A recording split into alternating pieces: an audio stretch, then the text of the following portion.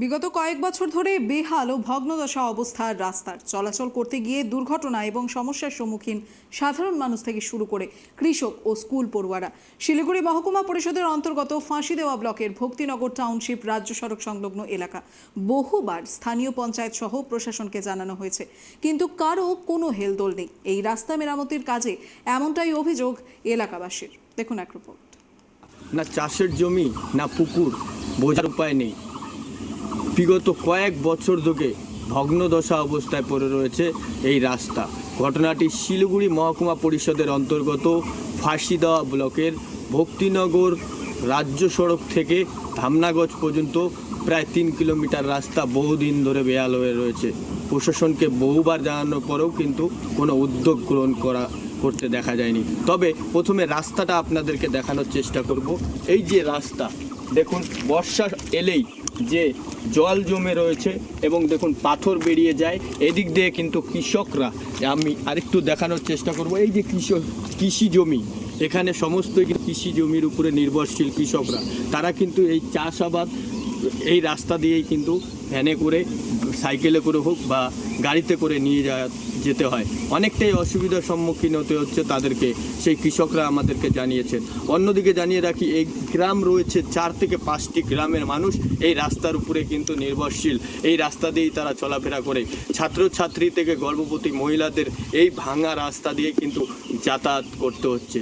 তবে এই রাস্তা কবে তৈরি হবে তা তারা জানেন না স্থানীয় বাসিন্দারা। আমরা এতদিন তো আমরা কেউ জানাইনি, মোটামুটি 10 বছর হয়ে গেল এই রাস্তাটা এরকম ভাঙচুর হয়ে পড়ে রয়েছে, কিন্তু বানাবে বলছে, কিন্তু এখনও তো কোনো পাত্তা নেই। এখন তো আবার অন্য সরকার চলে আসছে, এতে তো আর কোনো খোঁজ খবরে নিচ্ছে না। এই তো আগে তো তাও একটু খবর নিত, বামপন সরকারে আমলে, তারপরে তার এদিকে কাজকর্ম ঠিক হচ্ছে না।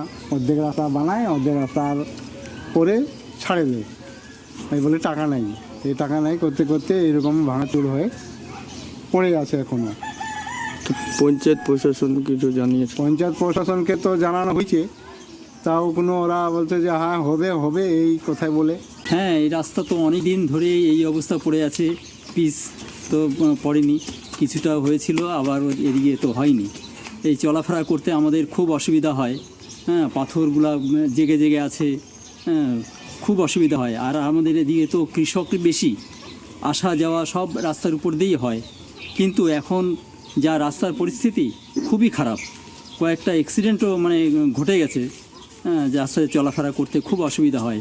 এই জন্য তাড়াতাড়ি করে যদি রাস্তাটা করতো সরকার, একটু পদক্ষেপ নিত যে না এটা দরকার, তাহলে আমাদের খুব ভালো হতো। অন্য জায়গায় তো রাস্তা হচ্ছে। হ্যাঁ, অন্য জায়গায় রাস্তা হয়ে যাচ্ছে, কিন্তু এই রাস্তাটা কেন হচ্ছে না সেটাই বুঝতেছি না। এই জন্য সরকার যদি একটু আমাদের উপকার করতো, যে নজরে আসতো সবার। তবে এই রাস্তা কবে হবে? সামনেই তো লোকসভা নির্বাচন।